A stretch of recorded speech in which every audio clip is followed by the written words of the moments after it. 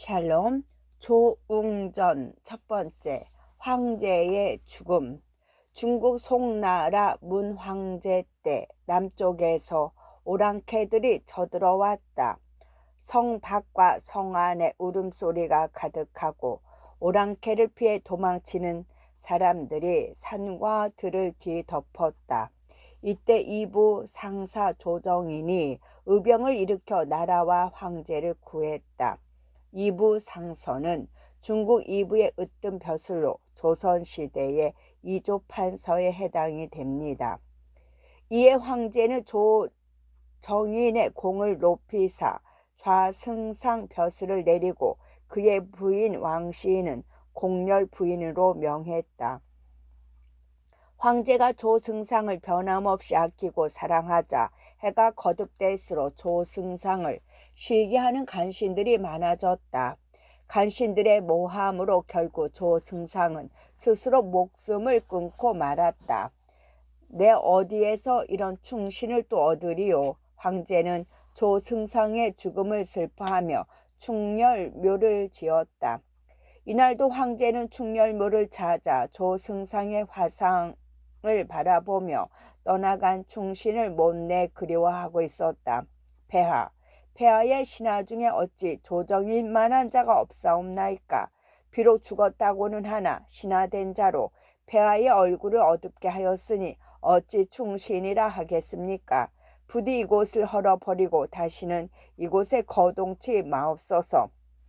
이관이 땅에 엎드려 황제에게 고하였다. 이관은 조정인을 죽음으로 몰고 간 간신 이 두 병의 아들이었다. 네 어찌 그런 말을 하느냐. 여봐라. 이관을 당장 끌어내라.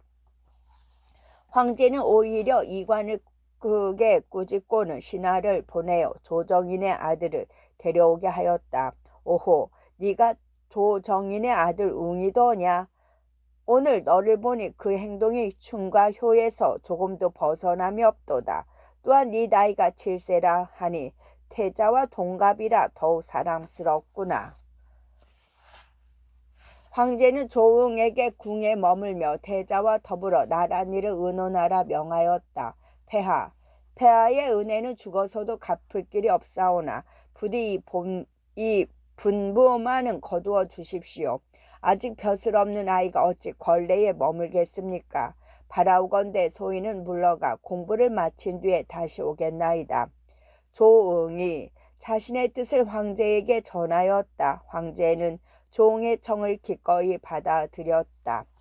어린 나이에 어찌 그토록 생각이 깊더냐. 황제가 조응을 지극히 아끼는 모습을 보고 이 두 병은 깜짝 놀라 자신의 편히 선 신하들을 한자리에 불러 모았다. 조응이 벼슬을 하면 제 아비의 원수를 갚으러 들 게 아닌가. 미리 없애버리면 마땅하나 아직 벼슬도 하지 않은 아이에게 어찌 죄를 덮어 씌운단 말이오. 이 두 병과 신하들은 어떻게 하면 조응을 없앨까 밤새 머리를 맞대고 의논하였다.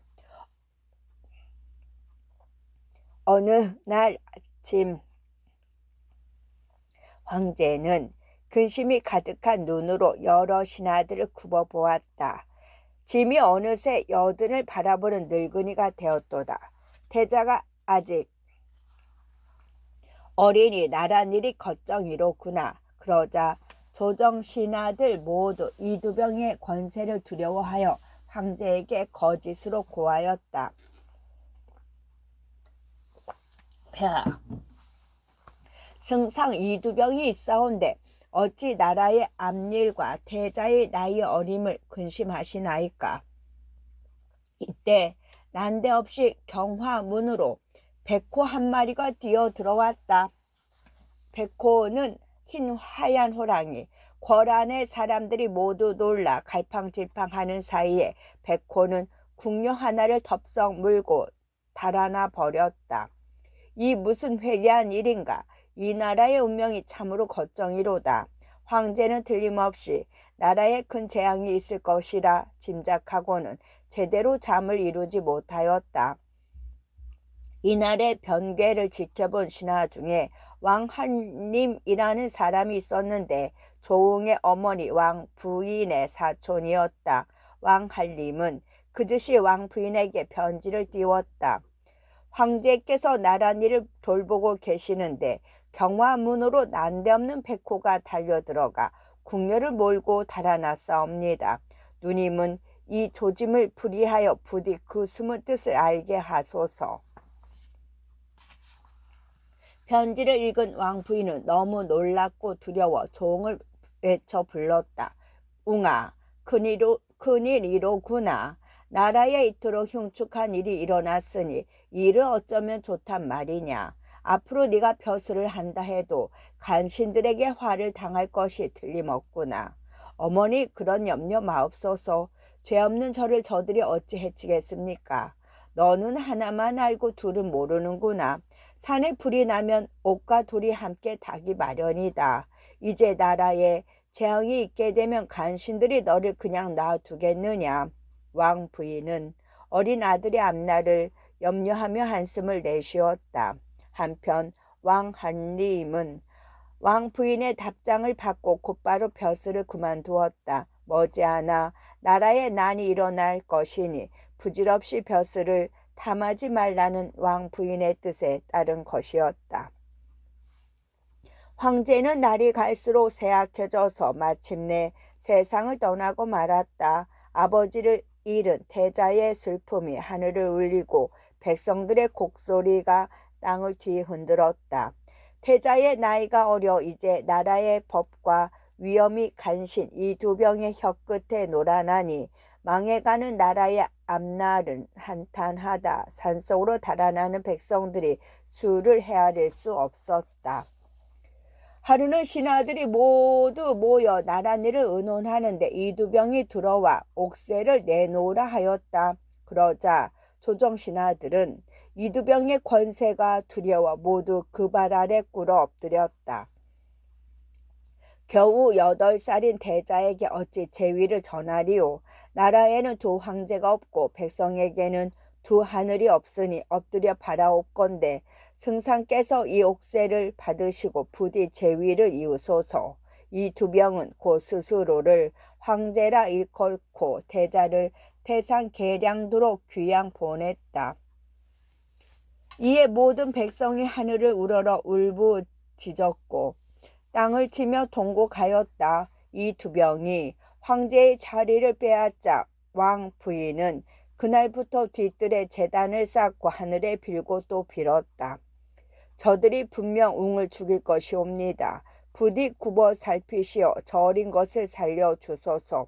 어머니, 제 염려는 하지 마시고 귀중한 몸을 돌보소서. 이 두 명은 비록 우리의 원수라 하지만 우리는 이 두 병의 원수가 아니지 않습니까? 어찌 죄 없는 소자가 이 두 병의 칼을 받겠습니까? 조응은 어머니의 마른 두 손을 꼭 감싸 쥐었다. 그러나 어머니의 눈에 맺힌 눈물을 바라보는 조응의 눈에서도 어느새 눈물이 흘러내리고 있었다. 기약 없는 길을 떠나다. 기약 없는 길을 떠나다. 황제의 자리에 앉자 이 두 병은 큰아들 관을 왕세자로 삼았다. 왕 부인과 조응은 귀양간 태자를 걱정하며 밤낮으로 눈물을 흘렸다. 이날도 조응은 잠을 이루지 못하고 밤거리를 쏘다니고 있었다. 이 두 병에게 원수 갚을 길만을 생각하며 정처 없이 걷는데 어디선가 노래소리가 들려왔다. 충신의 피눈물이 흐르니 언젠가 역정은 망하리라. 어린아이 몇이 평화로운 시절은 가고 어지러운 세상이 왔음을 단식하는 노래를 부르고 있었다. 노래를 듣고 있자니 조응의 가슴속에도 슬픔이 물결쳤다. 조응은 슬픔을 달랠 길이 없어 경화문으로 내달았다. 오호, 네가 조정인의 아들 웅이더냐. 대궐을 바라보니 금방이라도 돌아가신 문 황제가 살아 돌아와 자신의 손을 덥석 잡아줄 것만 같았다. 그러나 문 황제가 떠나고 없는 궐 안은 이제 간신들만 득실거릴 뿐이었다. 조응의 가슴속에 뜨거운 것이 치밀어 올라왔다.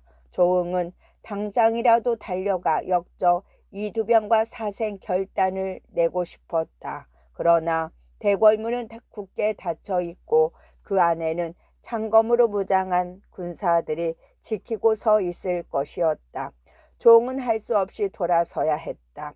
순간 종의 눈에 붉은 불길이 일었다. 종은 발길을 되돌려 다시 경화문으로 달려갔다.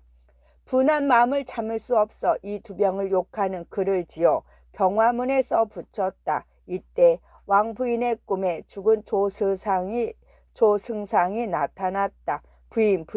부인은 무슨 잠을 그리 깊이 주무시오. 날이 밝으면 큰 화가 당할 것이니 당장 웅을 데리고 떠나시오. 이 깊은 밤에 어디로 가라는 말씀이신지요? 가다 보면 자연히 구해줄 사람이 있을 것이니 당장 떠나시오. 왕부인이 화들짝 놀라 깨어나니 꿈이었다. 웅아 어디 있느냐? 왕부인이 부랴부랴 조웅을 찾았으나 조웅의 모습은 보이지 않았다. 분명 무슨 큰일이 생긴 게야. 왕부인이 크게 걱정하며 문을 바라보고 있는데 조웅이 뛰어 들어왔다. 이 깊은 밤에 대체 어디를 다녀오느냐? 잠을 이루지 못해 정처없이 거리를 돌아다니다가 그만 분한 마음을 이기지 못해 이두병을 욕하는 글을 경화문에 써붙였습니다. 참말이더냐? 어찌 이를 이렇듯 어긋나게 하느냐? 날이 밝아 이두병이 그 글을 보면 너와 나는 당장에 죽을 것이다. 마침 네 아버님이 꿈속에 나타나 미리 알려주셨으니 가다가 죽더라도 당장 여길 떠나자. 어서. 왕부인과 조웅은 급히 충렬보로 달려갔다. 그런데 어찌 된 일인지 조승상의 화상이 온통 땀으로 젖어 있었다. 이것을 본 조웅 모자는 크게 울지도 못하고 그저 가슴을 치며 슬픔을 토하였다. 조웅 부자는 조승상의 화상을 뜯어 품에 간직하고 수십 리길을 지나 강가에 이르렀다. 어느새 밤이 기울어 달은 떨어지고 검은 구름이 하늘을 가려 길조차 분간하기 어려웠다. 어렴풋이 물가에 배 한 척이 매여 있는 것을 보고 달려갔으나 노를 저을 사공이 없었다. 곧 날이 밝을 것인데 이를 어찌할꼬. 왕 부인은 하늘을 우러러 목 놓아 울다가 그만 강물에 몸을 던지려 했다. 그때였다. 동남쪽 바다에서 등불을 단 조각배 한 척이 화살같이 달려왔다. 이보시오 뱃사공. 사공께서는 부디 급한 사람을 구해 주소서. 왕부인이 온 힘을 다해 외쳐 부르자 사공이 배를 몰고 왔다. 조웅 모자가 탄 배는 순식간에 건너편 강둑에 닿았다. 사공의 덕으로 무사히 강을 건넜습니다. 이 은혜를 어찌 다 갚을는지요. 사공께 한 가지 여쭙고자 하오니 이제 어디로 가야 우리 모자가 살 수 있겠습니까? 왕 부인의 물음에 사공은 그저 빙긋이 웃을 뿐이었다. 허허, 잠시 곤란하고 급할지언정 어찌 죽게 하겠습니까? 저 산을 넘어가면 인가가 있으니 그곳으로 가십시오. 왕 부인은 조웅을 데리고 사공이 알려준 쪽으로 걷기 시작했다. 한편 이날 밤 이 두 병은 몹시 흉한 꿈을 꾸었다. 날이 밝자마자 이 두 병은 여러 신하들을 불러 모아 꿈속의 일을 의논하였다. 그때 경화문을 지키던 관원이 달려 들어왔다. 밤이 지나고 나니 문 밖에 이런 글이 붙여 있었습니다. 이 두 병이 그 글을 펼쳐 보았다. 송나라 황실의 힘이 약하니 조정에 관심만 가득하구나. 백성이 불운하여 황제가 돌아가셨도다. 태자가 아직 어리니 간신히 세력을 얻을 때로다. 이 두 병은 그 벼슬이 일품인데 무엇이 부족하여 역적이 되었단 말이냐. 태자는 어찌하고 네가 옥세를 받았느냐. 어이할까 저 역저가. 부기도 좋지만은 하늘의 뜻을 살펴 송나라 황실의 앞날을 끊지 마라. 네 죄를 생각하니 네 제목을 한 통의 문서로도 다 쓰기 어렵구나. 문 황제의 충신 조웅이 쓰노라. 이런 찢어 죽일 놈이 있나. 여봐라 당장 종을 잡아들여라. 이두병은 머리끝까지 화가 나 그 자리에서 경화문 관원을 포박하고 곤장을 쪄서 내쫓았다. 신하들은 허둥지둥 달려나가 황성 30리 안쪽을 겹겹이 둘러싸고 곳곳을 뒤졌다. 그러나 이미 삼천리 밖에 있는 종 모자를 어찌 잡겠는가. 이 두 병은 더욱 노하여 충렬모에 가서 조정인의 화상을 뜯어오라 명하였다. 그러나 충렬모에 있던 조정인의 화상은 감쪽같이 사라지고 없었다. 간밤에 경화문을 지키던 자가 누구냐? 그놈을 잡아들여라. 이 두 병은 경화문을 지키던 군사들을 잡아들여 목매달았다. 또 충렬묘와 종의 집을 모조리 불태웠다. 그러나 끓어오르는 화는 가라앉지 않았다. 종 모자를 잡아 바치면 그 자가 누구이든 내 몸소 천금의 상과 벼슬을 내릴 것이다. 이 두 병이 명을 내리니 공의 눈이 어두워진 군사와 백성들은 종 모자를 잡으려고 눈에 불을 켜고 온 나라를 뒤지고 다녔다. 왕부인과 종은 산 하나를 넘어 계량도 백자촌에 이르렀다. 종 모자가 여러 사람에게 물어 하룻밤 묵을 곳을 구하니 어떤 사람이 나이 많은 여인과 젊은 처녀 단둘이 사는 집으로 안내했다. 부인은 어디로 가시나이까? 그 집의 여주인이 왕부인에게 물었다. 무슨 팔자가 이리도 사나운지 일찍 남편을 잃은 뒤로 어린 자식을 데리고 이렇듯 갈 곳 없이 돌아다니는 저지가 되었습니다. 왕부인은 길게 한숨을 내쉬었다. 저런, 저 또한 남편이 딸랑 딸 하나를 남겨두고 세상을 떠났지요. 다 늙어 고향으로 돌아가지도 못하고 겨우 목숨이나 이어가고 있습니다. 부인께서 갈 곳이 없다 하니 외로움을 나누며 함께 지내시지요. 그리하여 왕부인은 그 집에 머물게 되었다. 세월이 흐르는 물과 같아 어느덧 왕부인의 나이 40이요 조용의 나이 9살이 되었다. 그런데 하루는 여주인이 왕부인에게 다가와 재혼을 권하는 것이었다. 부인, 내 사촌이 이 마을에 사는데 젊은 나이에 부인을 잃었지요. 마침 마땅한 짝을 구한다 하니 부인의 얼음 같은 정절을 잠깐 굽히심이 어떨는지요. 고향을 떠나면 친해진다 하더니 사람을 어찌 보고 그런 욕된 말을 하십니까? 고향을 떠나면 천해진다 하더니 사람을 어찌 보고 그런 욕된 말을 하십니까? 왕 부인은 그 집에 잠시라도 더 머물 마음이 없어졌다.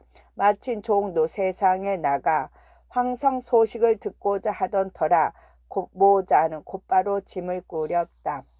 모자는 굶주림과 목마름에 시달리며 다시 정처 없이 떠돌았다. 백자촌을 떠나온 지 사흘 만에 모자는 마침내 옥구역이라는 마을에 이르게 되었다. 이제 살았구나. 종 모자는 있는 힘을 다해 마을로 달려갔다. 그러나 마을 사람들 모두 종 모자를 잡겠다고 눈에 불을 켜고 있었다. 종 모자를 잡아 바치면 황제께서 천금의 상과 벼슬을 내리실 거라오. 우리도 그들을 잡아 바치고 북의 영화를 누립시다. 종 모자는 물 한 모금, 밥 한 술 청해 보지도 못하고 정신없이 도망쳐야 했다. 이제 어디로 가든 목숨을 면치 못할 것이니 어찌한단 말인고. 종 모자는 으슥한 산속에 숨어 서로 부둥켜 안고 울었다. 날이 저물어 밤이 되었다. 때는 춘삼월이라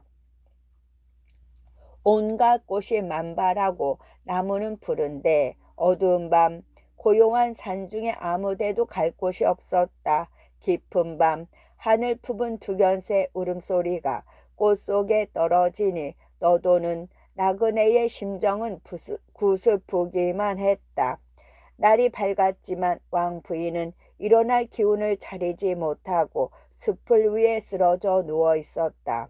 어머니, 사람의 목숨은 하늘에 달렸으니 하늘이 죽이면 죽을 것이요 하늘이 살리면 살 것입니다.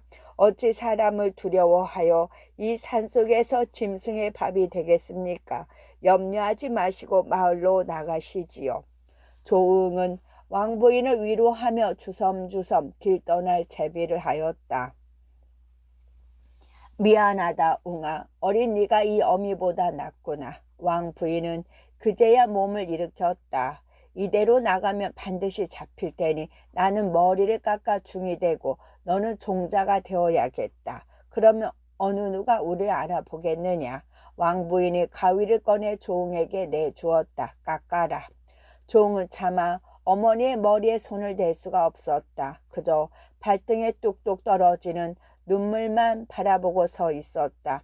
내가 이때까지 산 것은 오로지 너를 위해서이다. 네가 내 말을 듣지 않는다면 내가 어찌 살겠느냐. 조응은 왕부인의 호된 꾸지람에 울음을 집어삼키며 어머니의 머리를 깎기 시작했다. 웅아, 울지 마라. 내 마음 둘 데가 없구나.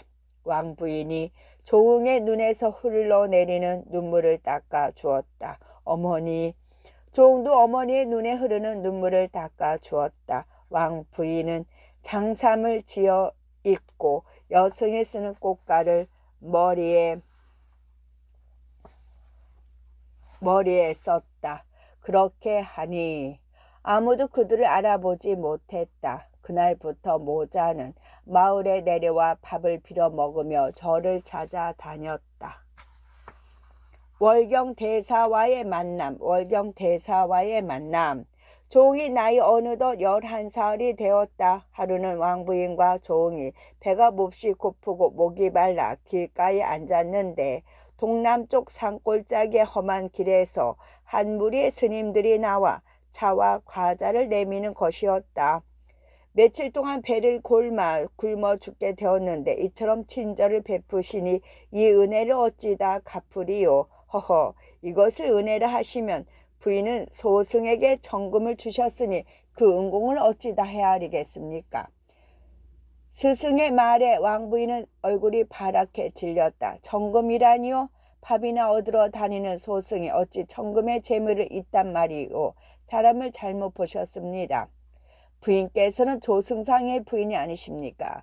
변장을 한 듯 소승이 어찌 부인을 못 알아보겠습니까? 왕부인은 그만 정신이 아득해졌다. 정체가 들통나 원수의 칼에 죽게 된다고 생각하니 서럽고 억울할 뿐이었다. 스님, 목숨만 살려주소서. 우리를 잡아 황제에게 바치면 정금의 상과 벼슬을 받겠지만 부디 한순간의 부귀영화를 생각지 말고 불쌍한 목숨을 살려주소서. 왕부인이 스님의 발 아래 머리를 조아려 빌고 또 빌었다. 부인은 어찌 소승을 모르시나이까? 소승은 예전에 조승상의 화상을 그린 월경이옵니다. 소승의 말을 믿지 못하시면 갖고 계신 화상을 꺼내 보십시오. 왕부인은 대경실색을 했다. 품속 깊이 지니고 있는 화상을 어찌 알고 있단 말인가? 화상이라니요? 빌어먹는 사람에게 무슨 화상이 있겠습니까? 어허, 어찌 그리 의심이 많으십니까? 예전에 제가 조승상의 화상을 그리고 부인을 배웠는데 잉태하신 지 7달이었지요. 그때 짐작되는 일이 있어 앞날의 어려움을 화상의 뒷면에 적어 두었습니다. 그 글을 보시면 제 말을 믿으실 것입니다. 그제야 왕부인은 화상을 꺼내어 뒷면을 살펴보았다.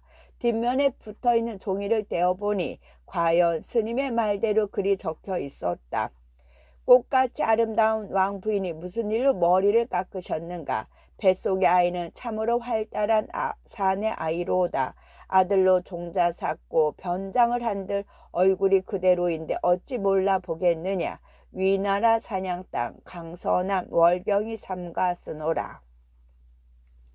역적 이 두 병이 스스로 황제가 되더니 나중에는 우리 모자를 잡아들이라 하였지 뭡니까? 할 수 없이 이렇듯 변장을 하고 떠돌아 다녔습니다. 하늘의 은혜로 이제 대사를 만났으니 어찌 즐겁지 아니하며 또 어찌 슬프지 않겠습니까?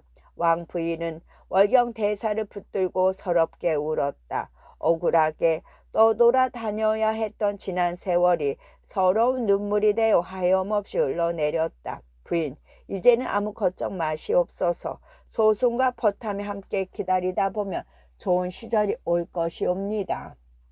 월경 대사는 모자를 데리고 험한 산길로 들어갔다. 겹겹이 쌓인 절벽을 지나 돌다리를 건너니 큰 연못에 스님 10여 명이 조각배를 타고 마주 나와 있었다. 일행이 배에 오르자 조각배는 좌우에 있는 연꽃 떨기를 건드리며 미끄러지듯 나아갔다. 연꽃 향기가 옷에 스며들이 백학이 오락가락하고 참으로 별천지였다. 일행은 절 앞에 배를 메고 안으로 들어갔다. 스님들은 오래도록 알고 지낸 사람처럼 종 모자를 대하며 머물 곳을 마련해 주었다.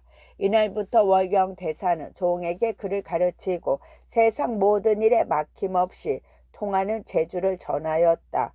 종 또한 영특하여 하나를 가르치면 열을 깨쳤다. 세월은 흘러 조응의 나이 어느덧 15이 되었다. 조응은 세상을 두루 돌아다니며 품은 뜻을 펼쳐보고 싶었다. 그러나 조응이 아무리 정하여도 왕부인은 허락하지 않았다. 부인께서는 공자를 어리다고 하시지만 공자께서는 이제 수없이 많은 군사와 말이 달려들고 화살과 돌이 비오듯 하는 곳에 놓아두더라도 조금도 걱정할 것이 없습니다. 공자가 위험에 처할 것 같으면 소승이 어찌 세상에 나가라 하겠습니까? 부인은 부디 마음을 돌려 공자가 그 품은 뜻을 펼치도록 해주소서. 월경 대사의 말에 마침내 왕부인도 고개를 끄덕였다. 이튿날 조응이 기뻐하며 어머니에게 작별을 고하였다. 왕부인은 월경 대사와 함께 절 입구까지 따라 나와 조응을 배웅하였다. 세상에 나온 지 반년, 조응은 강호 땅에 이르렀다. 저작거리를 지나는데 세상 사람 같지 않은 한 노인이 삼척 검을 앞에 놓고 앉아 있었다. 구태여 값을 따지자면 정금이 넘소이다. 사람들이 칼값을 물으면 노인은 굳이 칼을 팔 의향이 없다는 듯이 말하였다. 조응이 그 칼을 자세히 들여다보니 모양이 어찌나 크고 훌륭하던지 갖고 싶은 마음이 꿀뚝 같았다. 그러나 천금이 넘는다니 어찌해 볼 방법이 없었다. 내일은 꼭 칼값을 물어봐야겠다. 월경 대사에게 돈을 빌려와서라도 값을 치르리라. 다음날 조응이 마음을 굳게 먹고 노인을 찾아가니 노인은 갓 위에 무슨 글귀를 써 붙이고 있었다. 화산 도사의 한쪽 팔이 무거우니 모양새가 꼭 칼파는 선비 같도다. 사람마다 칼값을 묻지만 기다리는 사람이 있노라.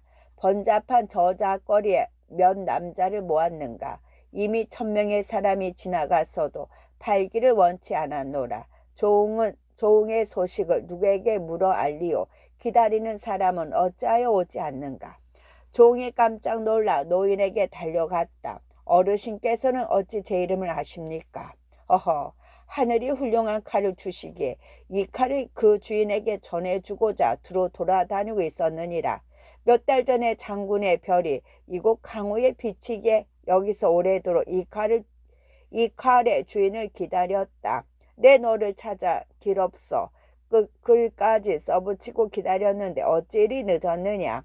화산 도사가 껄껄 웃으며 조응에게 삼척검을 내주었다. 조응이 칼을 받아보니 칼 가운데 좋은 검이라 새겨져 있었다.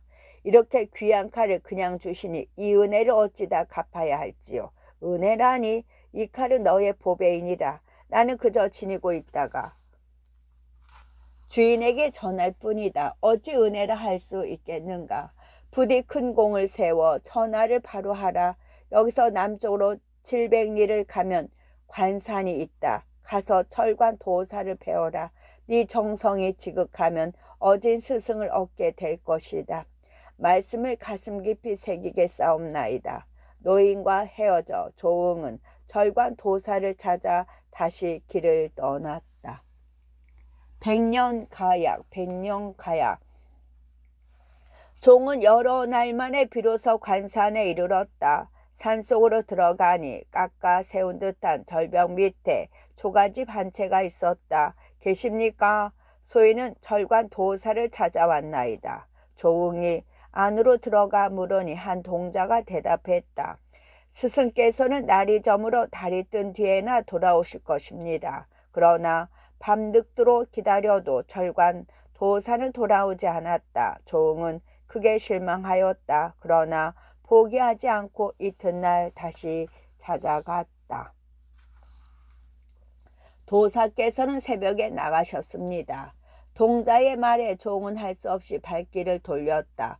마을로 내려와 밤을 지새우고 새벽에 다시 찾아갔으나 이번에도 역시 철관 도사를 만날 수 없었다. 종은 기다리다 지쳐 먹을 갈았다. 그리고 절벽에 철관 도사를 못 보고 가는 아쉬운 마음을 적었다. 멀리서 종을 지켜보고 있던 철관 도사는 종의 지극한 정성에 마음이 움직였다. 마침내 철관 도사는 동자를 시켜 종을 불러왔다. 험한 산길을 여러 번 찾아오느라 고상이 많았다. 철관 도사가 직접 쌀인문에 나와 종을 맞아들였다. 이날부터 종은 철관 도사의 제자가 되었다. 철관 도사는 종에게 하늘과 땅의 기운을 점치는 법과 온갖 병법과 칼 쓰는 법을 남김없이 가르쳤다. 종은 뜻이 나날이 넓어지고 눈앞의 일을 모르는 것이 없게 되었으며 그 재주가 땅을 가르고 바람을 베었다. 하루는 날이 저물어 새들도 제 둥지를 찾아 숲으로 돌아가는데 어디선가 크게 울부짖는 짐승의 울음소리가 들려왔다. 그 소리가 어찌나 큰지 산이 흔들리고 폭포수가 춤을 추는 듯했다. 이곳에 웬 짐승이 옵니까? 종이 깜짝 놀라 철관 도사에게 물었다. 그러자 철관 도사가 길게 한숨을 내쉬며 말했다. 내 집에 매우 늙은 암말이 한 필 있었느니라. 하루는 하늘과 땅이 흔들리고 산에 오색 구름이 가득했지. 한참 뒤에 오색 구름이 걷히고 보니 그 속에 그 늙은 암말이 흠뻑 젖은 채 서 있더구나. 집으로 데려와 보니 새끼를 베었더구나. 그럼 저 소리가 바로 그 암말의 새끼가 내는 소리옵니까? 그러느니라. 그 어미는 죽고 새끼만 살았는데 거칠기가 이루 말할 수가 없다. 이제는 날만 밝으면 산으로 뛰쳐나가고 밤이 되면 마구간에 들어와 자다가 새벽바람에 다시 뛰쳐나가니 저러다 사람을 다치게 하지는 않을까 큰 걱정이로구나. 종이 그 말을 바라보니 높고 높은 바위 절벽을 나는 듯이 뛰어 오르내리는데 호랑이라도 당해내지 못할 기세였다. 네 어찌 주인을 모르고 날뛰느냐. 종이 내달리며 말을 향해 고함을 질렀다. 그러자 말은 곧 날뛰던 것을 멈추었다. 종과 눈이 마주치자 말은 고개를 푹 숙이고는 종에게 다가와 냄새를 맡고 꼬리를 쳤다. 이 말의 값을 따지면 얼마나 하나이까? 종이 철관 도사에게 물었다. 허허, 천마에게는 반드시 주인이 있느니 이 말은 바로 너의 말이로구나. 남의 보배를 내 어찌 값을 따져 말하겠는가. 지금까지의 은혜도 갚을 길이 없사온데 또 이렇듯 귀한 말을 주시다니요. 가난도 너의 운이요. 영화롭고 귀함도 너의 운이거늘 어찌 나의 은혜라 하는가. 이날부터 종이 철관 도사를 더욱 공경하여 힘을 다해 도를 배우니 그 학식과 재주가 몰라보게 발전했다. 하루는 종이 철관 도사 앞에 나가 머리를 조아렸다. 어머니를 홀로 두고 떠나온 지 여러 해가 되었습니다. 잠깐 가서 어머니를 뵙고 올까 합니다. 어머니가 기뻐하시겠구나. 철관 도사가 헤어짐을 아쉬워하며 종의 손을 꼭 쥐었다. 종이 철관 도사에게 작별을 고하고 말에게 한번 채찍을 하니 말은 마음의 날개를 얻은 듯 순식간에 700리 강호에 이르렀다. 강호에 이르니 벌써 날이 저물고 있었다. 달빛이 고요하게 비치는 거리에 멈춰 서서 종은 하룻밤 쉬어 갈 곳을 찾아 두리번거렸다. 마침 길가에 나와 있던 한 사람이 종을 위나라 진사의 집으로 안내하였다. 손님이 오셨다고? 그래, 어떤 분이더냐? 진사 때 위 부인이 하인을 불러 물었다. 위 부인은 일찍 남편을 여의고 딸과 함께 살고 있었는데 딸에게 어울리는 사위를 얻고자 객실을 짓고 손님을 청하여 그 인물됨을 살펴보곤 하였던 것이다. 찾아온 손님이 어린아이란 말이냐? 딸 아이의 나이가 벌써 16인데 훌륭한 짝이 나타나지 않으니 이를 어찌하면 좋을꼬. 위 부인은 찾아온 손님이 어린아이라는 말을 듣고는 실망을 감추지 못했다. 이때 종은 홀로 뜰에 앉아 생각에 잠겨 있었다. 이 집에서 빼어난 미은을 두고 훌륭한 인재를 구한다더니 주인이 끝내 자신을 알아보지 못한다고 생각하니 종은 집 없이 떠도는 자신의 신세가 다시금 서글펐다. 그때 안에서 아름다운 검은고 소리가 들려왔다. 참으로 아름다운 노래로구나. 내 비록 나그네라고는 하나 이대로 밥을 빌어먹는 거린이 되어 상대조차 해보지 않는다면 사내도 아니로다. 종이 가만히 퉁수를 꺼내 들었다. 달빛 아래 앉아 구슬프게 퉁수를 불기 시작했다. 구름 속에서 논이는 듯한 퉁수 소리를 듣고 위 부인과 딸인 장소저가 깜짝 놀라 달려 나왔다. 어린아이로만 알았던 손님은 얼굴이 옥같고 그 몸가짐이 뛰어나 이제껏 보아온 사람 중에 으뜸이었다. 정녕 너의 짝이로구나. 위 부인이 너무 기뻐 장소저를 얼싸안았다. 그러자 장소저는 부끄러워 얼굴을 붉히며 별당으로 뛰어 들어갔다. 장소저는 방의 촛불을 밝히고 자리에 누웠다. 달빛 아래 유유히 흐르던 퉁소 소리, 퉁수를 물고 있던 나그네의 굳은 입술, 정녕 너의 짝이라는 어머니의 말. 장소저는 이런저런 생각을 하다가 그만 깜빡 잠이 들었는데 꿈에 죽은 아버지가 나타났다. 너의 평생 짝을 데려왔으니 인연을 잃지 마라. 집 없이 떠도는 나그네이기에 한 번 가면 만나기 어려울 것이니라. 장진사는 딸의 손을 잡아 끌었다. 아버지에게 이끌려 밖으로 나오니 황룡이 옷에 구름에 쌓여 옷구슬을 물고 논일고 있었다. 장소저가 나타나자 황룡이 머리를 들어 소저를 지그시 바라보았다. 소저가 깜짝 놀라 안으로 도망쳐 들어오는데 그 용이 따라 들어와 소저의 몸을 휘감는 것이었다. 장소저는 소스라치게 놀라며 깨어났다. 한편 조응은 안에서 무슨 소식이라도 있지 않을까 달빛 아래 서성이고 있었다. 그런데 갑자기 안에서 글 읽는 소리가 들려왔다. 귀를 쫑긋 세우고 들으니 산후 부채를 들어 옥쟁반을 두드리는 듯 아름다운 목소리였다. 그 소리에 취해 종도 저도 모르게 방문을 열고 안으로 들어갔다.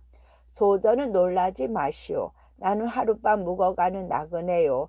달 밝은 밤을 맞아 할 일 없이 거닐다가 소저의 아름다운 목소리에 이끌려 들어왔습니다. 하늘과 땅이 나뉘어 가려짐이 있고 지켜야 할 예절이 있거늘 어찌 이렇듯 죄를 범하시옵니까? 장소저는 놀라 이불을 푹 뒤집어 썼다. 꽃을 본 나비가 불인 줄 어찌 알며 물을 본 기러기가 어부를 어찌 두려워하겠소. 종은 장소저의 아름다움에 취해 예절이고 뭐고 장소저 외에 다른 것은 아무것도 보이지 않았다. 지금은 내 비로 홀로 세상을 떠돌아다니는 신세지만 소저를 사랑하는 마음은 변하지 않을 것이요. 다만 내 몸에 매파가 되고 서로 만난 것으로 혼례를 삼아 100년을 약속하면 안 되겠소. 종이 이불을 걷어 올렸다. 장소저가 너무 놀라 입도 벙긋 못하고 눈만 동그랗게 뜨고 있는데 종이 다가와 장소저의 손을 덥석 잡아버렸다. 하늘이 맺어준 인연이라 이제 사람의 힘으로는 되돌리기 어려웠다. 멀리서 닭 울음소리가 들려왔다. 은은한 정으로 함께 밤을 지내고 나니 장소저는 덜컥 겁이 나기 시작하였다. 사대부의 후예로서 부모의 허락도 없이 결혼을 하였으니 이제 저는 죄인이옵니다. 이렇듯 가뭄에 욕을 끼쳤으니 살아서 무엇하리요. 장소저의 눈에서 눈물이 뚝뚝 떨어졌다. 난들 어찌 죄인이 아니겠소. 부모에게 고하지 않고 부인을 맞았으니 이보다 더 큰 불효가 없지만은 이 또한 하늘이 정하신 것이라 어찌 내 마음대로 왔다 하겠소. 조응은 자신의 품에 안긴 장소저의 가녀린 어깨를 어루만지면서 위로하였다. 종의 말에 장소저는 눈물을 거두고 물었다. 어머니가 낭군을 보려 하실 것입니다. 날이 밝으면 어머니를 뵙고 함께 죄를 정하소서. 참으로 미안하오. 내가 내 어머니를 전리 밖에 두고 떠나온 지 오래되었소. 나 돌아오기만을 간절히 바라고 계시는 어머니를 생각하며 내 어찌 잠시인들 머물러 있겠소. 이번에 가시면 언제 돌아오시렵니까? 무슨 표시라도 주시어 다음에 만날 때 증거로 삼게 해 주소서. 장소저의 말에 종은 불체를 펼치고 그 위에 글을 쓰기 시작했다. 퉁수로 아리따운 여인의 검은고에 답하고 고요한 깊은 규방에 사무친 정이 들었는지라. 멋쟁이 풍류객인 네 집 도령인가. 장시의 꽃다운 인연은 종이 분명하도다. 아름다운 무늬의 휘장을 친 푸른 벽에 도풀을 걸고 얘도 갖추지 아니하고 규방에 들어 여인을 희롱하도다. 새벽바람 두어 마디에 눈물로 헤어지니 소식을 알 수 없이 다시 만날 날을 정하지 못하리로다. 이것을 뒷날 증거로 삼으시오. 어린 신랑은 만나자마자 헤어져야 하는 슬픔을 한편의 시로 대신하고 신부에게 작별을 고했다. 장소저가 뒤를 쫓아 나왔으나 종은 벌써 저만치 달려가고 있었다. 문에 기대어 떠나가는 신랑의 모습을 바라보니 전리를 한다름에 달려갈 듯한 말 위에 늠름하게 앉은 모습이 거센 바람의 한 조각 구름 같기만 하였다. 이날 밤에 위 부인의 잠을 자는데 어디선가 황룡이 나타나 소저를 업고 구름 속으로 올라가거늘 발을 구르며 소저를 부르다가 그 소리에 놀라 깨어보니 꿈이었다. 날이 밝았거니 무슨 잠을 그리 깊이 자느냐. 어디 몸이 불편하기라도 하냐. 위 부인이 달려가 보니 소저는 아직도 자리에서 일어나지 못하고 있었다. 간밤에 달빛을 구경하고 잤더니 몸이 고난가 봅니다. 달빛을 오래도록 보면 병이 되느니라. 그러나 저러나 손님에게 음식이라도 보냈는지 원. 위 부인이 계집종을 불러 종에게 음식을 보내라 하니 계집종이 대답하기를 손님은 벌써 떠나고 없다 하였다. 언제 갔는지도 모른다고 이런 낭패가 다 있나. 행에 멸려가지 않았으면 바삐 나가 모시고 오너라. 위 부인이 놀라 소리쳤다. 종들이 달려나가 온 마을에 샅샅이 뒤졌으나 종을 찾을 수 없었다. 이럴 수가 있나. 몇 해를 기다리고 기다리다 그런 인재를 만났는데 도대체 이게 무슨 일이냐. 위 부인은 기다리고 기다리던 딸의 짝을 이제야 만났구나. 한없이 기뻐하였던 터라 그 실망이 부쩍 컸다. 어머니 걱정 마옵소서. 그 사람이 우리 집과 인연이 있다면 떠났다 한들 어찌 다시 소식이 없겠습니까? 세상의 모든 일이 하늘의 뜻이오니 어머니는 부디 마음 쓰지 마옵소서. 그러나 장소저는 어머니를 위로하면서도 눈으로는 입이 열고 떠나간 방문을 하염없이 바라보고 있었다. 끝.